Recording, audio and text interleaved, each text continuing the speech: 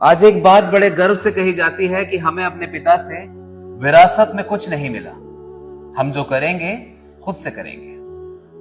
लेकिन मुझे ऐसा लगता है कि इन लोगों को पिता की विरासत का असली मतलब पता ही नहीं होता। पिता की विरासत किसी जमीन के टुकड़े के चंद कागज नहीं होते।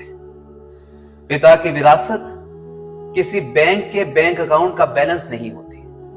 पिता की विरासत सोना चांदी नहीं होती। पिता की विरासत किसी जमीन पर बने हुए मकान या फिर हवेली नहीं होती। कभी कभी पिता की विरासत उसकी पूरी जिंदगी होती है, जो उसने खर्च कर दी होती है तुम्हारी जिंदगी बनाने में। और इस बात के सबसे बड़े गवाह तुम खुद हो। सोचो, जब तुम पैदा भी नहीं हुए थे तब कोई तुम्हारे लिए दिन रात एक कर रहा था। जब तुम चलना नहीं जानते थे तो कोई था जो तुम्हें गिर गिर कर संभाल रहा था। जब तुम स्कूल जा रहे थे तो कोई अपनी थकान गिरवी रखकर कमा रहा था। चलिए मैं तुमसे सवाल पूछता हूं,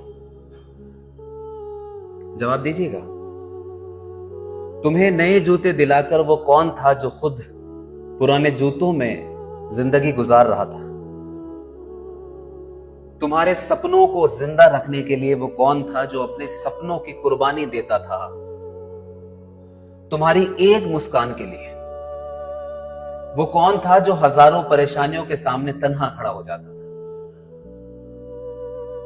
और फिर जब तुम बड़े हुए तो तुमने क्या कहा कि पिता की विरासत से कुछ नहीं मिला। अरे मिला है भाई, मिला है। एक ऐसा शख्स जिसने तुम्हारे लिए सालों से अपनी जान का नजराना पेश किया हुआ है।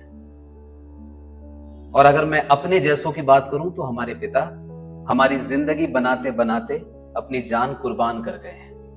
वो आज हमारे साथ नहीं है। हाँ, ये सच है कि हर पिता विरासत में दौलत नहीं छोड़कर जाते, लेकिन हर पिता विरासत में अपनी औलाद में अपना बचपन, अपने सपने और अपनी जवानी छोड़ जाते हैं।